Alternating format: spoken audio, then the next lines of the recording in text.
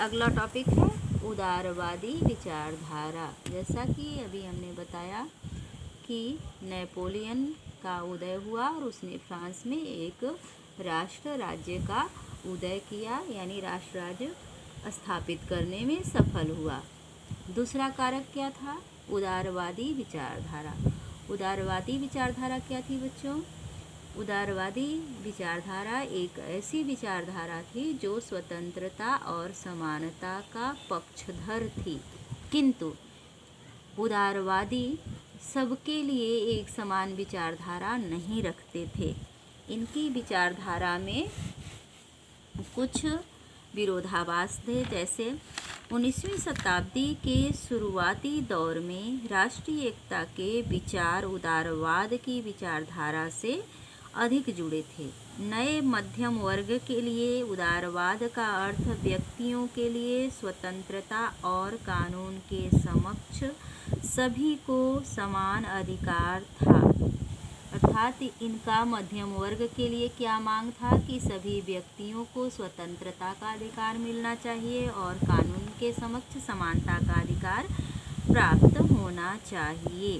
France में vote देने और निर्वाचित करने का अधिकार विशेष रूप से अधिक संपत्ति वाले लोगों को दिया गया था, लेकिन यह विचारधारा जो है वह सार्वभौमिक मताधिकार को समर्थन प्रदान नहीं की। यह केवल संपत्ति धारकों को ही वोट डालने का अधिकार देना चाहती थी और संपत्ति विहीन पुरुषों और महिलाओं को मताधिकार से वंचित करते हुए निष्क्रिय नागरिक की श्रेणी में रखा गया।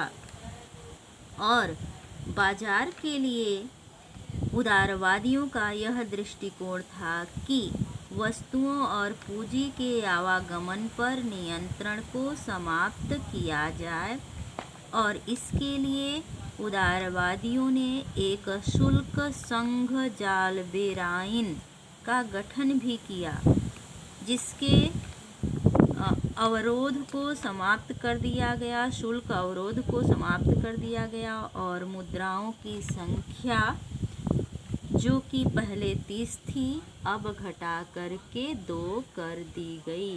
तो ये उदारवादी विचारधारा भी राष्ट्रवाद के निर्माण में सहायक सिद्ध हुई। तीसरा है फ्रेडरिक सारियू की यूटोपिया।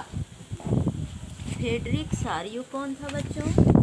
यह फ्रांस का एक चित्रकार था और इसने 1848 में एक 4 चित्रों की एक श्रृंखला बनाई थी। उस श्रृंखला में इसने क्या किया था? जो चित्र बनाया था 4 चित्रों की श्रृंखला, उसी को इतिहास में यूटोपिया, यानी कि यूटोपिया का मतलब होता है कल्पना दर्श, यानी कि फ्रेडरिक सारियू जो कि चित्रकार का नाम है, उसका यह क्या है? कल्पना है, केवल कल्पना। तो उसने 4 चित्रों की एक कल्पना बनाई थी। ये एक ही पार्ट है, ऐसे ही 4 पार्ट उसने बनाया था। 4 चित्रों की उसकी श्रृंखला थी, जिसमें उसने क्या किया था? जनतांत्रिक और सामाजिक गणतंत्रों से मिलकर के बना था। ये 4 चित्रों की श्रृंखला थी जो भिन्न जगह के लोगों को भी राष्ट्रीय पोशाकों, झंडे एवं भिन्न वस्त्रों में दर्शाती थी एवं सभी वर्गों के लोग स्वतंत्रता की प्रतिमा की वंदना करते हुए दिखाए गए हैं। मतलब कहने का यह है बच्चों कि जो फ्रांसीसी कलाकार था, चित्रकार फ्रेडरिक सारियू, उसने जो चित्र बनाया था उसमें भिन्न भिन्न राष्ट्रों के लोगों को भिन्न भिन्न झंडों को हाथ में लिए हुए अलग अलग दिखाया था और अलग अलग पोशाकों में दिखाया था, जिससे कि उनकी अलग पहचान हो। जैसे कि अगर हम अपने झंडे को हाथ में ले लें, तिरंगे को, तो ये होता है ना कि ये भारत का झंडा है, चाँद सितारा जिस पर है वो क्या कहते हैं कि ये पाकिस्तान का झंडा है। ऐसे ही उसने कई प्रकार के झंडे, कई प्रकार के समूहों को हाथ में लिए हुए दिखाया था। किसमें दिखाया था? ये चित्र जो उसका है, इसका नाम क्या है? यूटोपिया। यूटोपिया का मतलब क्या होता है? कल्पना दर्श। तो उसने ये काल्पनिक चित्र बनाया था और इस चित्र को यूरोप में लोगों ने काफ़ी पसंद किया। यह बहुत ही महत्वपूर्ण सिद्ध हुआ, जनता के बीच में काफ़ी चर्चित हुआ। जनता इस चित्र के माध्यम से राष्ट्र राज्यों की कल्पना करने लगी, क्योंकि इससे जनता के मन में यह भाव उत्पन्न हो गया कि जो वंशीय शासन कर रहे हैं, वंशीय शासक, उनको उखाड़ फेंका जा सकता है और उनके स्थान पर राष्ट्र राज्यों का उदय किया जा सकता है। तो इस प्रकार से फ्रेडरिक सारियू के चित्र ने भी यूरोप में राष्ट्रवाद के उदय में सहायता की, यानी सहायक सिद्ध हुई। अब 19वीं सदी में, जैसा कि हम पहले भी बता चुके हैं कि क्या हुआ, तो अब है अगला टॉपिक आपका मध्यम वर्ग का उदय। मध्यम वर्ग जो है वो कुलीन वर्ग के खिलाफ था। सामाजिक और राजनीतिक रूप से जमीन का मालिक जो होता था वो कुलीन वर्ग में आता था, उसे कुलीन वर्ग कहा जाता था। और यह यूरोपीय महाद्वीप का सबसे प्रभुत्वशाली वर्ग था। यूरोप के पश्चिमी और मध्य भागों में औद्योगिक इकाइयों और व्यापार में बढ़ोतरी से शहरों का विकास हुआ। इसी समय क्या हुआ था कि वहाँ औद्योगिक क्रांति हो गई थी और औद्योगिक क्रांति के फलस्वरूप जो हुआ कि उद्योगों का विकास हुआ और शहरों का विकास हुआ, जिसमें कि एक नए वर्ग यानी मध्यम वर्ग का उदय हुआ। और मध्यम वर्ग जो था बच्चों, वह पढ़ा लिखा वर्ग था, सभ्य वर्ग था, सुसंस्कृत वर्ग था। कुलीनों को जो विशेषाधिकार प्राप्त था यह वर्ग उसे समाप्त करने के पक्ष में था।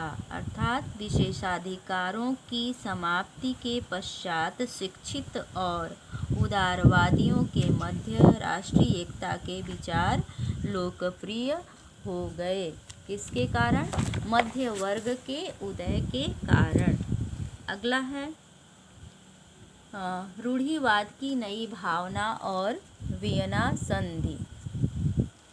रूढ़िवादी, जैसा कि हम सभी जानते हैं, रूढ़िवाद किसे कहते हैं? जो प्राचीन परंपराओं पर आधारित कार्य किए जाते हैं उसे हम रूढ़िवाद के अंतर्गत रखते हैं। यहाँ भी एक ऐसी ही विचारधारा थी जो कि पुरातन परंपरा यानी कि राष्ट्रीय राजवंशीय शासक की स्थापना करना चाहती थी। वह रूढ़िवादी यह नहीं चाहते थे कि राष्ट्रीय राजवंशीय शासन का अंत हो, और इसके लिए उन लोगों ने यानी यूरोप के रूढ़िवादी विचारधारा के लोगों ने सम्मिलित होकर के एक संयुक्त बैठक का आयोजन किया वियना में। इसी को वियना सम्मेलन के नाम से जाना जाता है और यह 1815 में वियना नामक स्थान पर हुआ, जिसका अध्यक्ष था मैटरनिख, जो कि ऑस्ट्रिया का चांसलर था। इस सम्मेलन का आयोजन ऑस्ट्रियन चांसलर ड्यूक मैटरनिख द्वारा किया गया। इसमें प्रतिनिधियों ने 1815 ईस्वी की वियना की संधि तैयार की। इस संधि का उद्देश्य क्या था? प्रमुख बिंदु क्या था बच्चों? पहला था फ्रांसीसी क्रांति के दौरान हटाए गए बुर्बो राजवंश को सत्ता में बहाल किया जाए, मतलब कि पुनः राष्ट्रीय राजवंशीय शासन को गद्दी पर बैठाया जाए, उस शासक को पुनः स्थापित किया जाए। दूसरा क्या था? फ्रांस में नेपोलियन के अंतर्गत कब्जे वाले प्रदेशों को छीन लिया जाए। तीसरा, भविष्य में इसके विस्तार के लिए फ्रांस की सीमाओं पर श्रृंखला की स्थापना की जाए। प्रशा को पश्चिमी सीमाओं पर महत्वपूर्ण नए क्षेत्र दिए गए, जबकि ऑस्ट्रिया को उत्तरी इटली का नियंत्रण दिया गया, अर्थात चारों तरफ से फ्रांस को एक ऐसी श्रृंखला में बांध दिया गया ताकि वह अपना विस्तार न कर सके। सम्मेलन का मुख्य उद्देश्य नेपोलियन द्वारा परास्त हुए राजशाहों को बहाल करना और यूरोप में एक नई रूढ़िवादी व्यवस्था स्थापित करना था। 1815 में स्थापित रूढ़िवादी शासन निरंकुश शासन था, लेकिन उदार राष्ट्रवादियों ने वियना सम्मेलन के बाद स्थापित जारशाही रूपों का विरोध किया और विश्वास किया कि राष्ट्र राज्य का निर्माण आवश्यक है।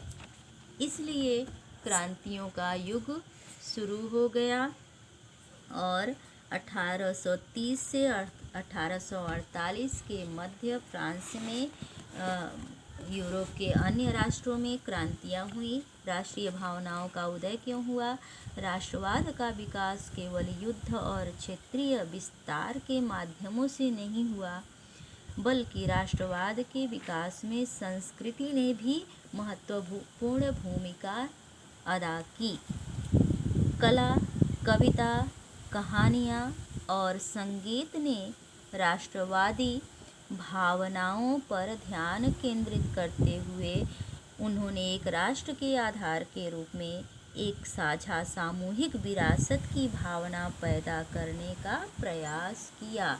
इसी तरह से भाषा, जैसा कि हमने ऊपर बताया था कि नेपोलियन ने क्या किया था, क्षेत्रीय भाषाओं को समाप्त करके एक राष्ट्रीय भाषा निर्धारित किया था। उसी तरह से सभी देशों ने एक राष्ट्रीय भाषा पर बल दिया। रूमानीवाद क्या होता है? रूमानीवाद एक कल्पना होता है।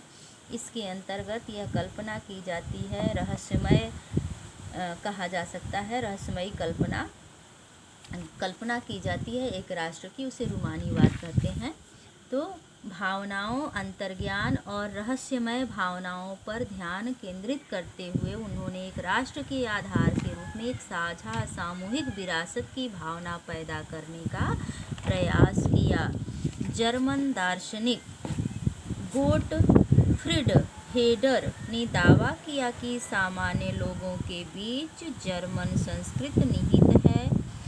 वाक पोलैंड, जो अब एक स्वतंत्र क्षेत्र के रूप में अस्तित्व में आ गया, वह संगीत और भाषा के माध्यम से राष्ट्रवादी महसूस कर रहा था और बेरोजगारी, भूखमरी एवं दासत्व से मुक्ति की भावना, जैसा कि हम फ्रांसीसी क्रांति के अंतर्गत पढ़ाए थे कि यूरोप में अक्सर भूखमरी की स्थिति उत्पन्न हो जाया करती थी, क्योंकि सूखा अक्सर पड़ता था, फसलें नष्ट हो जाती थी, खाद्यान्न कम उत्पन्न होते थे, तो वहाँ यूरोप में बेरोजगारी, भूखमरी की स्थिति बनी रहती थी।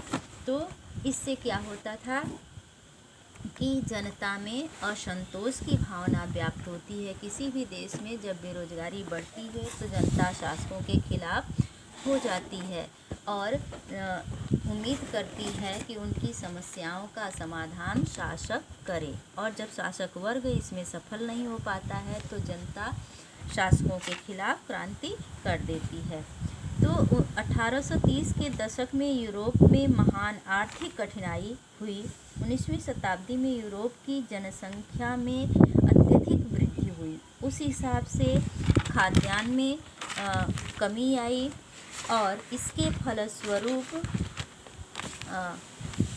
जैसा कि आप देख सकते हैं क्या हुआ कि 19वीं शताब्दी में यूरोप की जनसंख्या में अधिक वृद्धि देखी गई। ग्रामीण क्षेत्रों के लोग शहरों में जाकर गरीब बस्तियों में रहने लगे।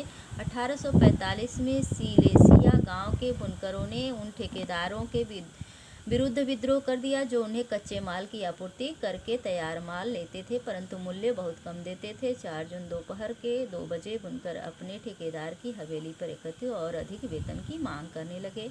ठेकेदारों ने क्या किया कि बुनकरों के साथ अनुचित व्यवहार किया और इन्हें धमकियां भी दी। 1848 में भोजन की कमी और बड़े पैमाने पर बेरोजगारी के कारण पेरिस की जनसंख्या सड़कों पर आ गई।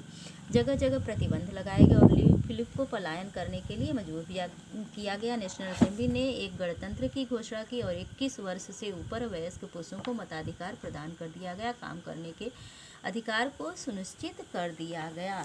तो इस उदाहरण से यह स्पष्ट हो जाता है कि जब कभी भुखमरी की स्थिति उत्पन्न होती है, बेरोजगारी की स्थिति उत्पन्न होती है, तो जनता क्या करती है? सरकार के खिलाफ विद्रोह करती है। जैसा कि अभी एक उदाहरण से आपको हमने समझाया है कि ठेकेदारों ने क्या किया था, मजदूरों का वेतन कम कर दिया था, समय पे उन्हें मजदूरी नहीं दे रहे थे, तो मजदूरों ने क्या किया कि ठेकेदारों को घेर लिया, उन पर आक्रमण करना शुरू कर दिया।